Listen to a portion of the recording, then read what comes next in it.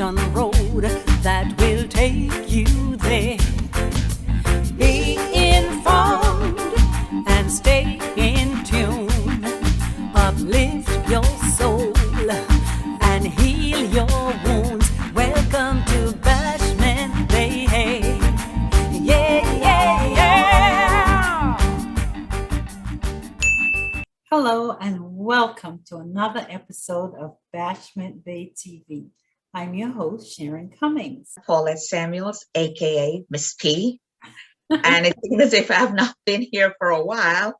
It's been such a long time, and it's good to be back with you all. I just look forward to today's episode, and it's a very, very touchy, but yet, or delicate, I would say, topic that we have to address. Definitely. We miss Chris, but he's in Africa. So we're looking forward to him coming back. He should be here for the next show. So yeah, we're looking. So it's just us today. Two women. Right. And Sharon, you may want to share with us about your award that you got this past week for your theater company. Just tell us a little bit about how that went. That was week before last. I drove down to Fort Lauderdale, and the People Profile Awards, they gave Deja an award for entertainment, which I appreciated very much. But I must tell you, I drove down 5 hours to Fort Lauderdale. Wow. The event was in Hollywood, could not find a parking space. So of course, when I went in, they'd already called my name. Oh no. I mean, you drove down to Hollywood. How appropriate to get an award. Hollywood, Florida. I know Hollywood, Florida, yes. But Hollywood. Yeah, Dr. Cunningham, he had them call my name again, and they gave me the award. The other thing that happened was I forgot my glasses. So my speech that I wrote, I didn't have my glasses, so therefore I couldn't see to make it. So I just said one sentence. Right, you just ad-lib.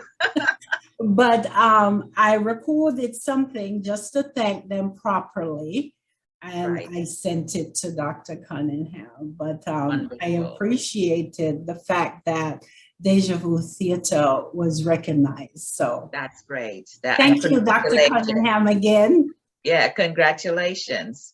Thank you. It's all about, the people that have been a part of Deja Vu for the past 20 years, because without my cast, Deja Vu would be nothing. Would be nothing, yeah. I only go on stage when someone doesn't show up to perform.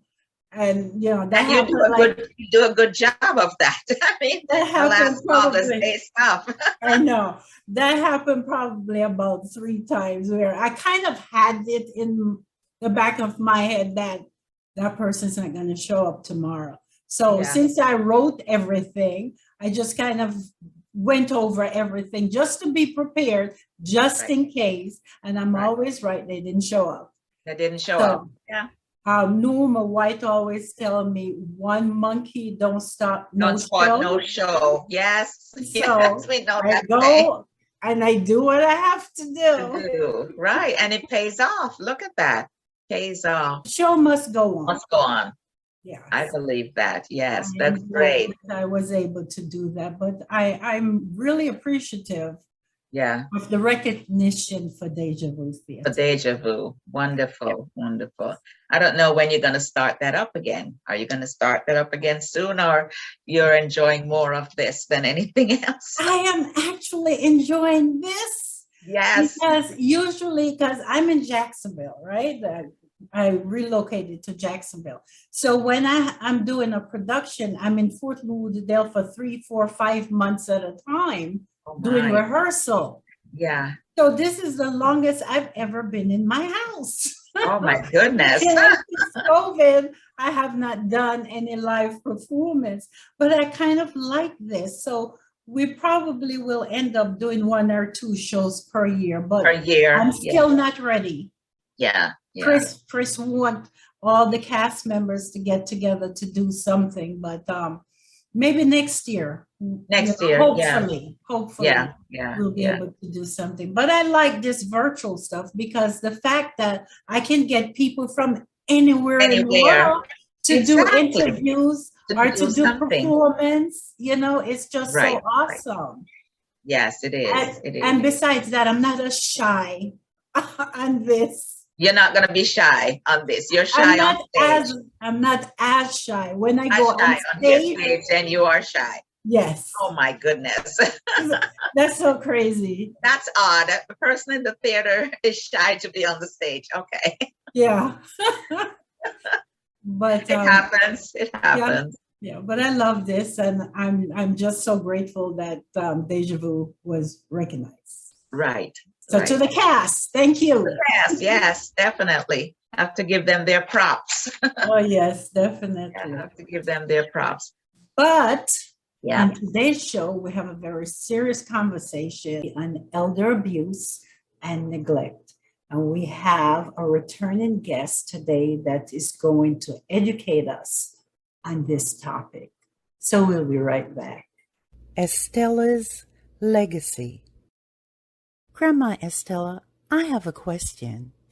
Written by Sharon Cummings, Tamika Jones, and Charmaine Russell.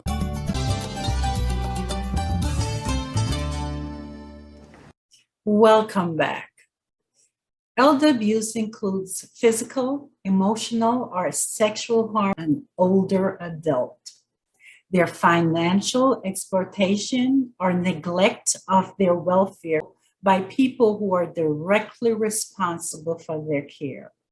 In the US alone, more than 500,000 reports of elder abuse reach the authorities every year, and a million more goes unreported. Elder abuse tends to take place where the senior lives, where their abusers are often adult children, other family members such as grandchildren, or a spouse or partner. Elder abuse can also occur in institutional settings, especially long-term care facilities. And here to educate us on elder abuse is my friend who was a guest on Bashment Bay before. She is a domestic violence community advocate, Miss Enid Ocasio. Welcome. My first question is, elder abuse, just describe for us elder abuse and what are the different types of abuse, since a lot of people only think about it from a physical standpoint. Just walk us into, take us into that, and what are the dynamics or the different parts of it that makes up this whole elder abuse? Sure. So elders are categorized as individuals, male, female, 60 years or older. So they fall into the category of elder. The types of abuse, again, it's the establishing and maintaining of that power and control over that elder, be it the wife, be it the husband, the children, a family member. Mm-hmm. And again, most times we think about the physical, but yes, there are other aspects of the abuse. They do deal with a lot of the physical because they're that fragile, and the fight back is not going to be as potent or as strengthened. So they will get a lot of the physical and in different aspects, not necessarily the punching, kicking, slapping, but it could be with the malnutrition, non-medicating, that type of physical. Not only that, regulating what they eat, again, is part of that physical. And then other aspects is the neglecting to bathe them, to change their bed, change their clothes. That's, that neglect. And again, part of the medicating, making sure, maybe it may not be something that they are taking by the mouth. It could be maybe that there is a lotion that needs to be put on them and they're not getting it done. So that's part of that negligence. And then we'll have also the psychological, the emotional. Financial is another big one, because many of times if they are going through other ailments such as dementia, Alzheimer's, they're not going to remember that they have a check coming or that they have money. And so they're probably have someone else that's in care of, be it a guardianship or a power of attorney. And so they're the ones that are managing the money. So in that case, there are 5 forms of abuse, physical being one of them, neglect, psychological, emotional, and financial. Is there a sexual aspect of abuse also? Oh, yes, that's right. Yes, there is a sexual aspect. Yes, there is either the coercing of sexual abuse or just, the force of a sexual abuse. Yes, there is also the sexual. We see it not as much as the physical, financial, and neglect, but it is seen. There have been times where, they have sustained the sexual abuse. I know of a case that's happening right now. It's an older gentleman, and it's my friend's next door neighbor. And he is getting early cases of dementia. And he's married to a younger woman, and she's taking all his money because he went over to my friend and showed my friend his bank account. And that she's doing all of this, taking his money. Of course, he had her name on it, and he's like, my Social Security, it goes in and it comes right back out and stuff. So I don't know.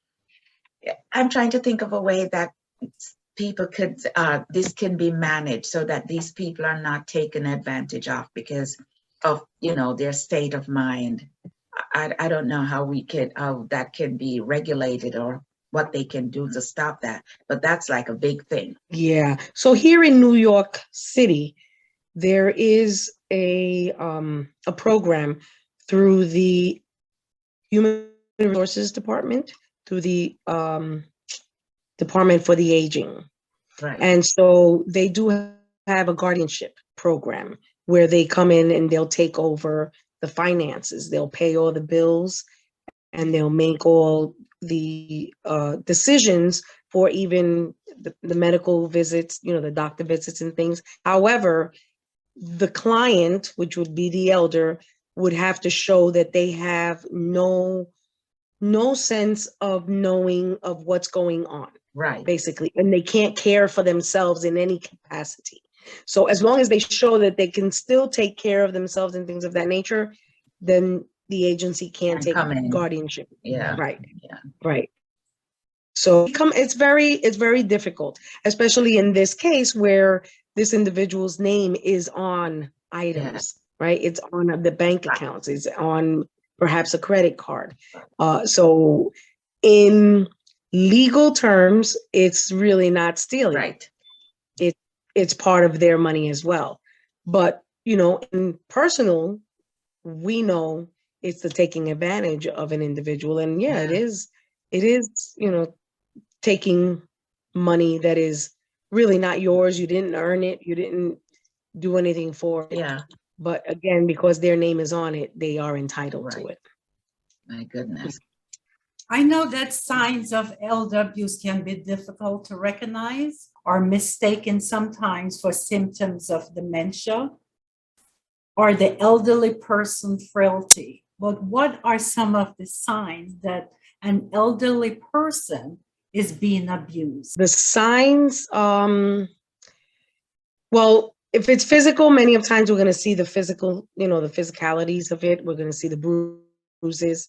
They may deny it. They may say they bumped into something or something fell on them and things of that nature. And again, because most times, as Paulette mentioned, it will be family members. They don't want to get their family members in trouble. That's not the direction that they want to go. They're protecting their victim. I'm sorry, their offender, right? The victim is protecting their offender. So they're not going to say that, grandbaby came over and grandbaby is 28 years old and hit him over the head with something or hit her over the head with something. They're not going to say that. They're going to protect their offender. Another way could be just, if you've known the person for a while, their character, their demeanor, you know more about them. You see them a bit disoriented. Maybe you see them a little bit slugged. So you know something's going on. You know that there is something lacking there. Sometimes we may not be able to surely pinpoint it, but we know there is something going on.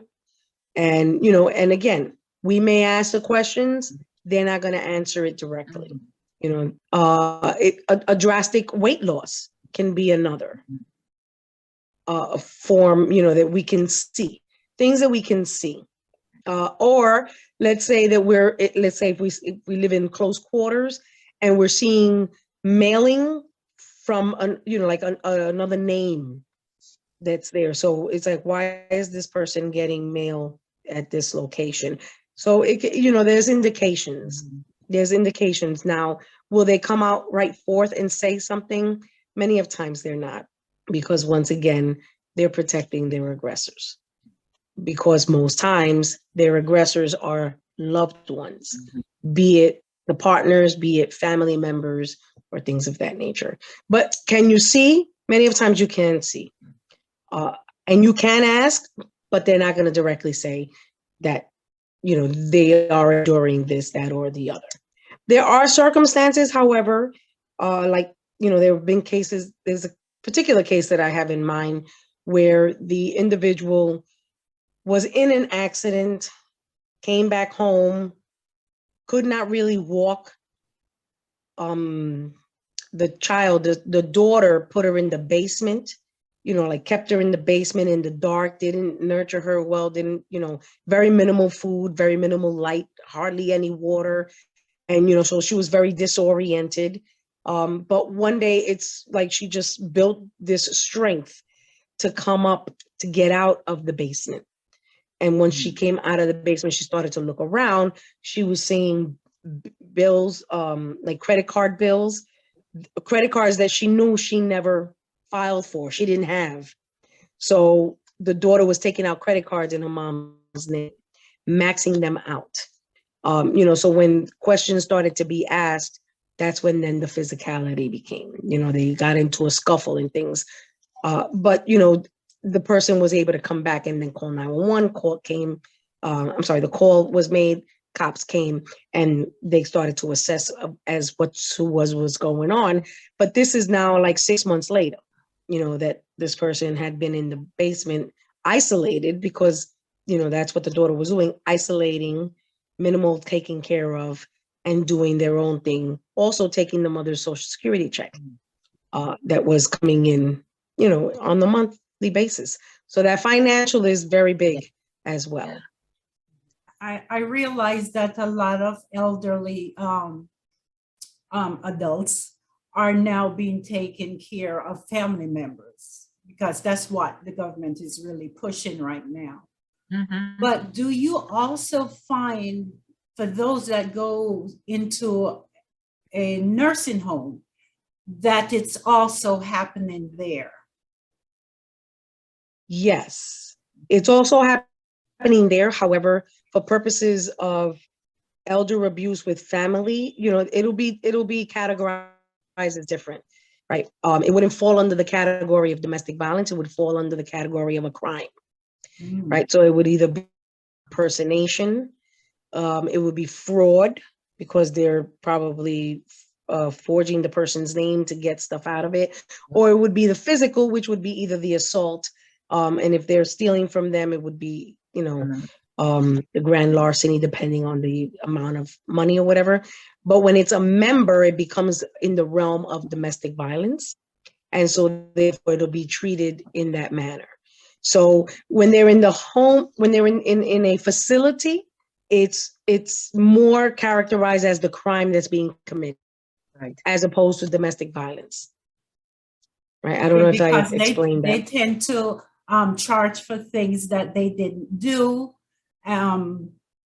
Mostly they rob the state, the facilities. Exactly. But talking about nursing home, they also abuse those people in the nursing home, because I do know that what happened there is there's some people who just get dumped there and no family member visits.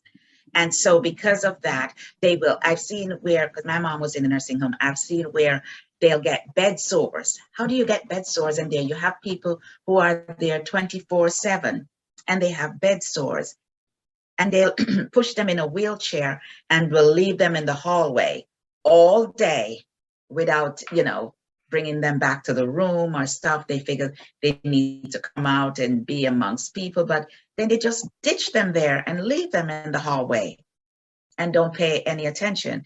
It is very sad, because that's also, to me, a form of abuse when you just dump a family member in the nursing home without visiting or trying to see what's happening with their welfare.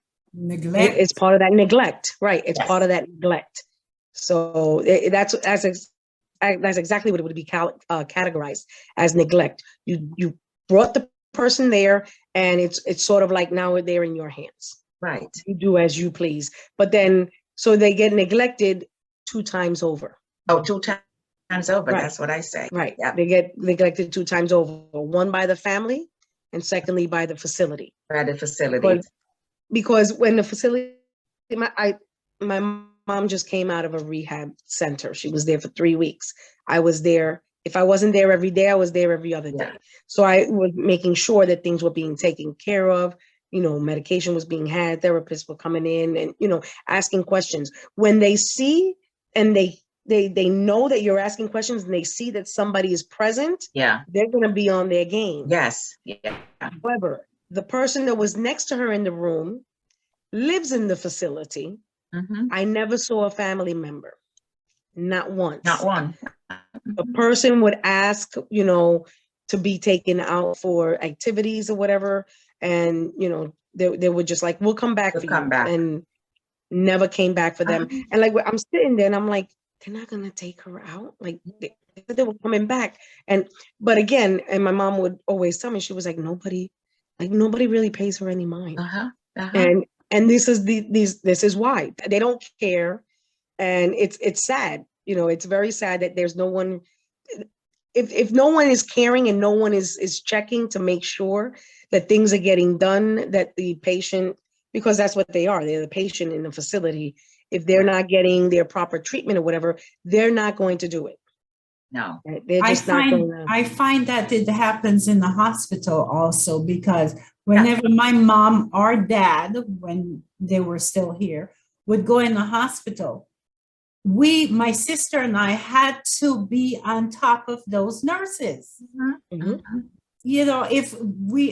I'm always starting an argument because they were very neglectful. Yes. Until they saw us start coming, because he might have gone in during the night and we left like 3 o'clock, and the next morning he was still in the emergency room with no blanket, no nothing. Yeah. And then you have to go in there like a crazy person, and they realize that, oh, hello, he has a family. Yeah. Then they change. I had to ask one of them, you're going to get old one day. Would you like to be treated this way?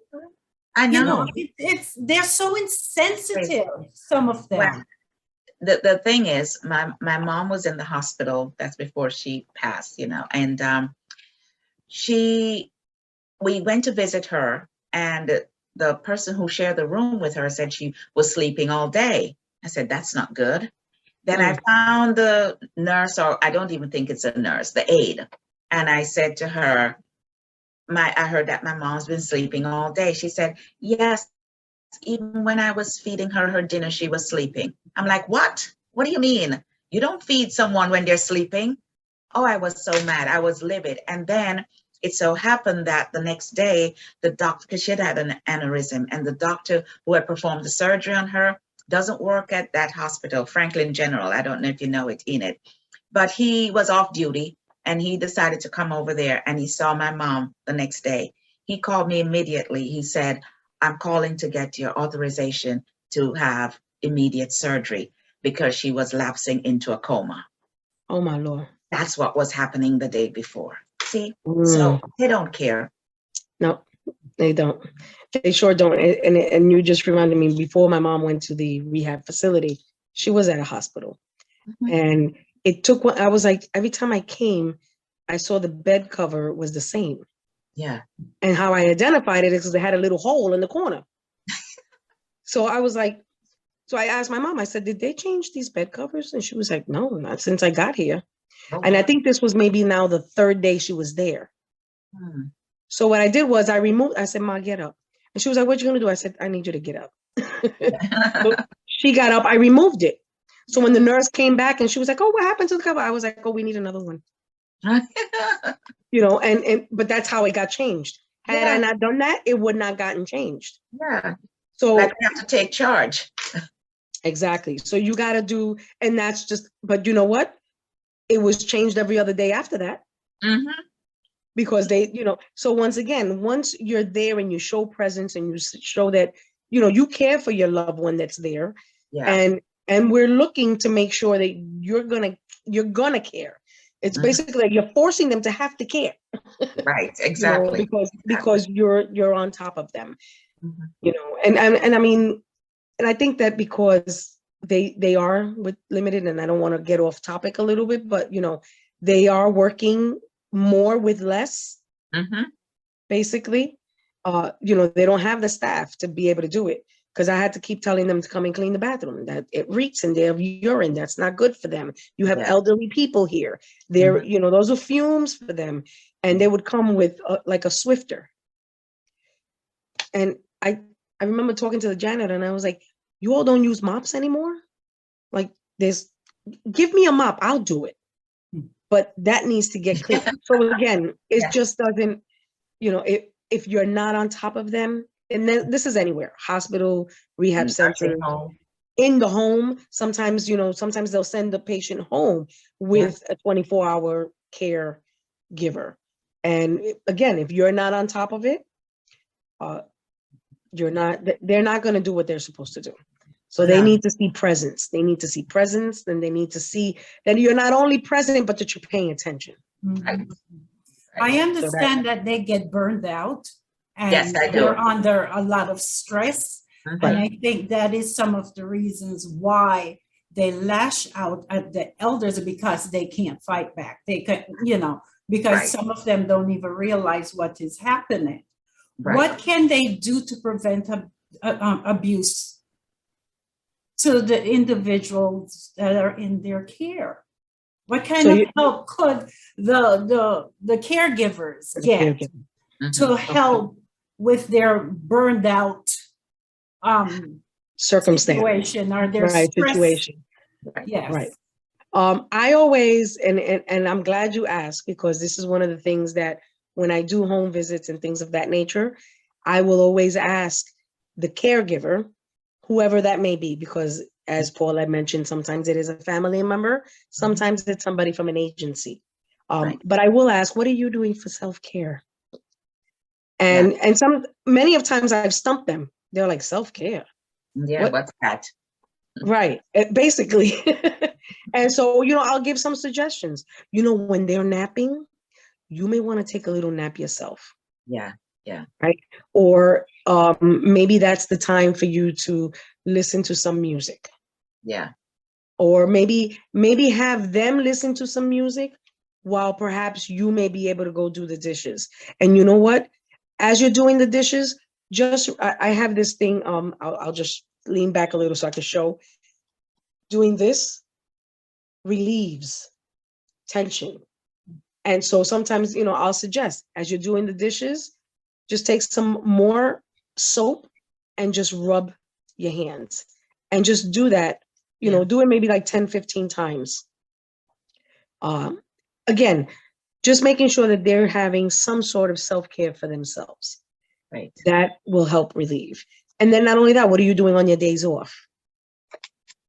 I'll suggest some things. I know for my mom's healthcare aide, I've given her certificates to go get, mani-pedi. I've also given her to go get her hair done. So sometimes just having them get beautified, or sometimes I'll just maybe come in early, and, tell her, you can take a walk if you need anything to go do, get something in the groceries or whatever. And she was like, are you sure? I'm like, yeah. But again, this is somebody who's monitoring and who's somebody who's there. A lot of people caregivers, I should say, don't realize that there's help out there because you can get an aide to come in for a few hours a day.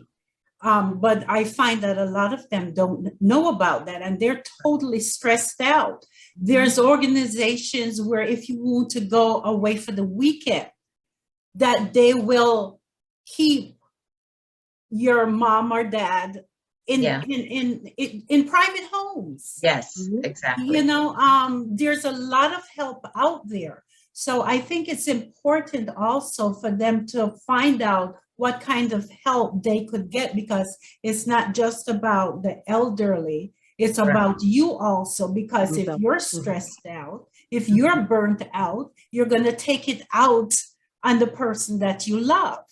Right. So I think it's important for people to find out what kind of help is out there for them. And there is help out there. Yes, yes, there is. A lot of agencies are now doing support groups for their clients, which I thought that was really good as well. Because again, they can come and they can speak on what it is that they're dealing with, what's going on within their lives as well on top of it. And, you know, it also gives them a sense of you're not alone. Others are going through this, and maybe let's share. What do you do? How would you deal with this? How do you go about it? So I thought that was really good. I was invited to a meeting one time and they were like, I was like, well, what type of meeting is this? And that's exactly how they categorize it. They're like, it's a support group meeting for healthcare providers, you know, for the aides. I was like, oh, that's absolutely wonderful. That's really good. You know, so as far as the resources, there are resources out there. Yes. There really are. Yes. And many of companies also have, and, you know, because the slightest little thing can help relieve a stress, right? There is, of course, I can't think of the name right now, but it's an application that employers I guess subscribe to, or that have their employees subscribe to, and they get things at a discounted price. So maybe they'll get a Costco membership at a discounted price because they're affiliated with this agency. Right. You know, like all that's all part of resources. Yes. You know, so if you're saving a couple of dollars because of who you are, you know, you're a care provider for someone and you work for a specific agency, like that's all part of that resources as well. So it's not just the actual physical self-care, but every other little thing counts as well. As well. The other thing I could say, Enid, with the nursing home is that most of those aides who work there, they are stressed because some of them have 2 jobs. So they go one to the other. So that's where the stress come in. They come in and they're so tired. And so if the patient is not cooperating, they become impatient with them. And that's another angle of where the abuse come in, because they'll be like trying to bathe them and they're not moving, and they'll shove them and they'll, you know, all of that. So right. that's another aspect. Well, they have the stresses from home as well. That too.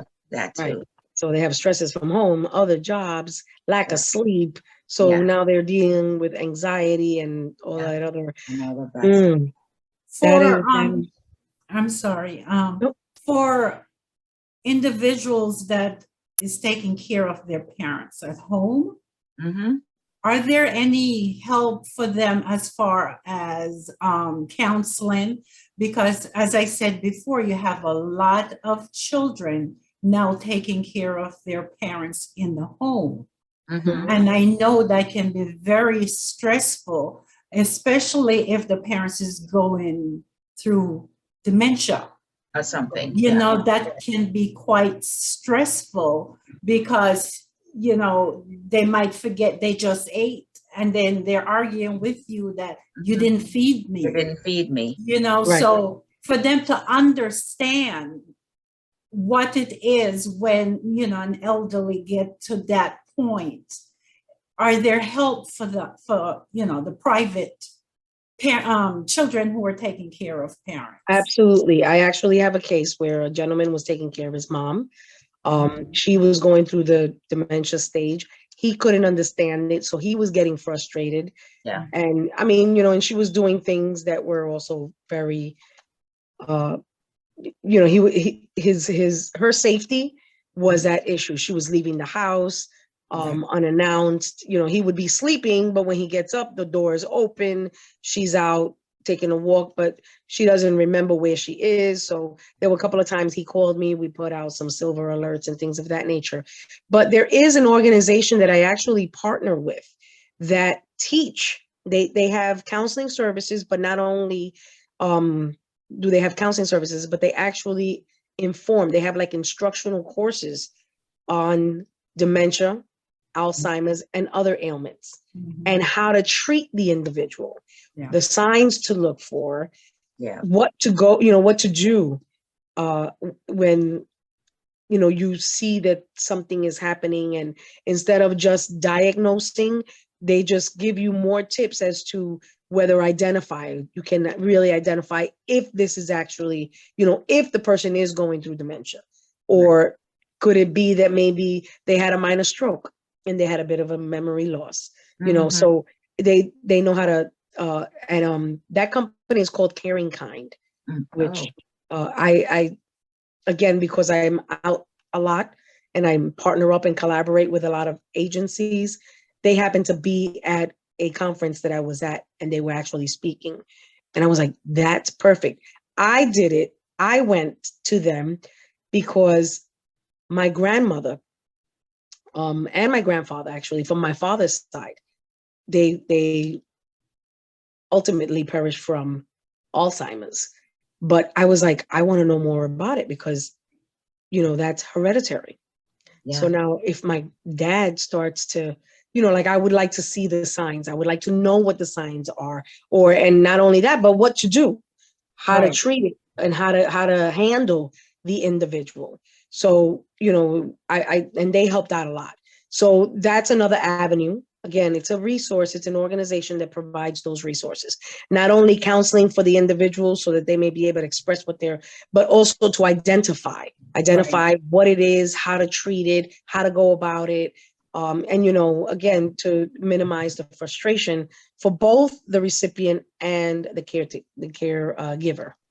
Yes, I think that's one of the main things that stresses out the individuals that are taking care of their parent, because it's like, you know, everything was fine. Now it's like they're leaving the house. I don't know where my mom or dad is. Yes. And, you know, just a lot of little things. And they get so frustrated because they don't understand what is happening. So I think that is very important for them to seek help to understand it more. Right. You know, we just hope that it will get better. Hope that there's something more that can be done to sort of like protect these people. And especially when it's dementia, Alzheimer, you have to think, as you know, my mom always says, once a man, twice a child. Twice a child. Yeah, my mom said that too. You have to really think about in the nature of dealing with a toddler. Like, you know, because the toddler is always getting into things, and you don't want them to just sort of like take on that mindset that you're dealing with a toddler. And you know, maybe that will help you a little bit. There's a lot of emotion there, because you know what your parent was like, and then seeing them just withering away like that. So the emotional part set in, the impatience, the frustration. So it's all of those things just coming together, and they don't know how to handle it because they don't expect their parents to get to this stage or to even be a part of what's happening. So it's a whole lot of emotions. You know what I think about when my mom lived to be 94, just short of 95. And my dad was 86, but my dad didn't have dementia. He had Parkinson's. That was his ailment. My mom, she started having dementia when she was probably about 93. And what I thought about was the fact that when I was young, when I was a child, my mom was there for me for any reason at all. She took care of me. So my thing was, no, I'm there for her because she's like a child again. So my sister, myself, and my daughter, especially my daughter, she's the one that used to calm us down. She's a counselor, but if you think about that, your mom was there or your dad was there for you all your life, and now that they're going through this, be there for them. So get educated to understand it. What is that you happening? can be there for them because they were there for you. Even when I was in my 40s, my parents was there for me. For So, why not be there for your parent? Exactly. And that's why I really honed into this agency, because I thought the same thing. And like I said, when I heard them speaking, and I was like, okay, I need to know more about this myself. And it just happened that then I got other people that were concerned, and I was like, oh, I know exactly who you can speak. And I made the referral. So it's important. Education, I always say, is key. Yes. Right? Education is key. So making yourself available to learn important. how to deal is very, very important. Very important. And they're out there. There are many organizations that are out there that will provide whatever services, depending, and you've all interviewed me before. I always hone in on the need. What is the need? And let's accomplish the need. Let's provide the need. Right. Once we provide the need, then we can deal with other aspects of whatever circumstance. Definitely. When I was 14 years old, living in New York, my dad said to me, don't ever put me in a nursing home. And I never forgot that. Yeah. Right. Even when it reached the point where the doctors were telling me he needs to go into hospice. My question was, does hospice come to the house? Yes. And they said yes. So that's what we did. So my dad passed in his bed. And I just always remember that. Don't put me in a nursing home. And, as I said, my parents was always there for me. So we needed to be there for them. Right. Agreed. So on that note, I'm getting teary-eyed here. Thank you so much, Enid. This is so much information that is so relevant.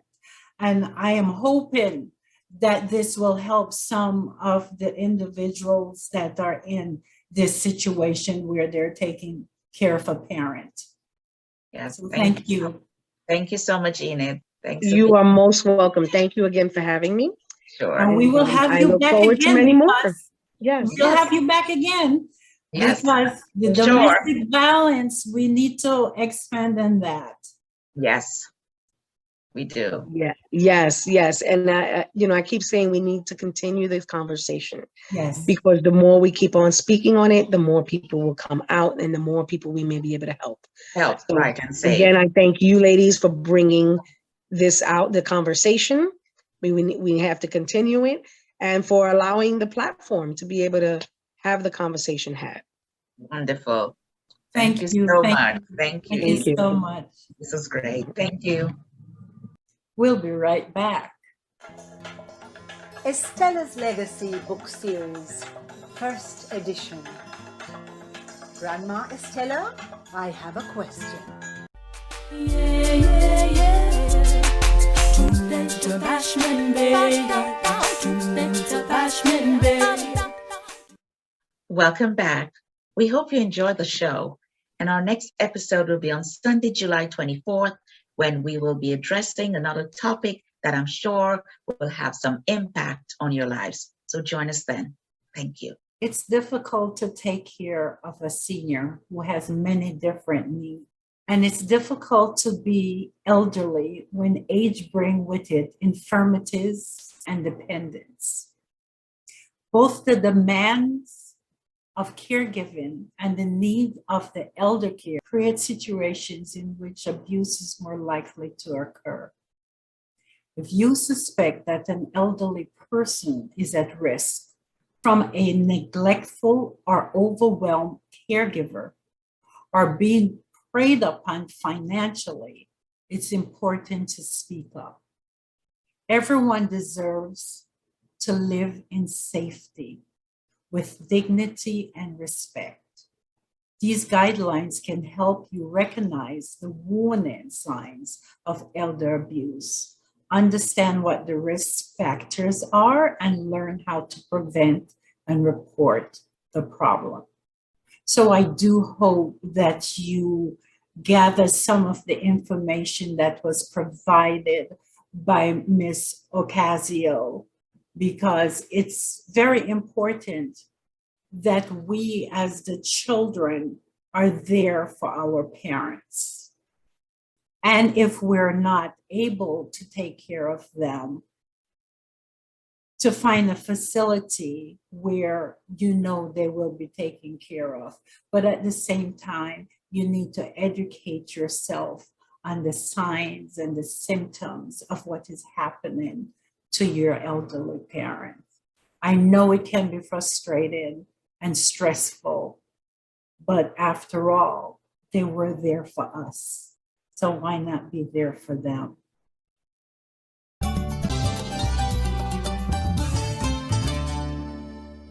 If you would like to contact us at Bashment Bay TV, please send me an email, dejavutheater@gmail.com. If you have an idea for a topic, we would welcome that also. And remember to like, share, and subscribe. We would really appreciate that, especially the subscription. So subscribe. And our next show, we will have Chris. He will be back. Yeah. So thank you so much. Thank you so much for watching, and we will see you next See you next time. Bye for now. Cheers.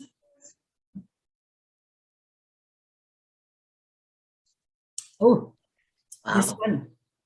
This one is not as sweet. This is more dry. Dry. Oh no. Oh, I don't like dry wine.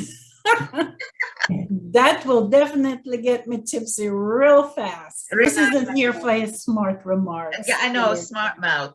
He did remember to send to say happy birthday. Oh, he did. And last week was my birthday, and I got a text from him from Africa saying happy birthday, Sharon. Oh, that's nice. That's nice. I At least he appreciate remembered. that. Yes, yes, yes.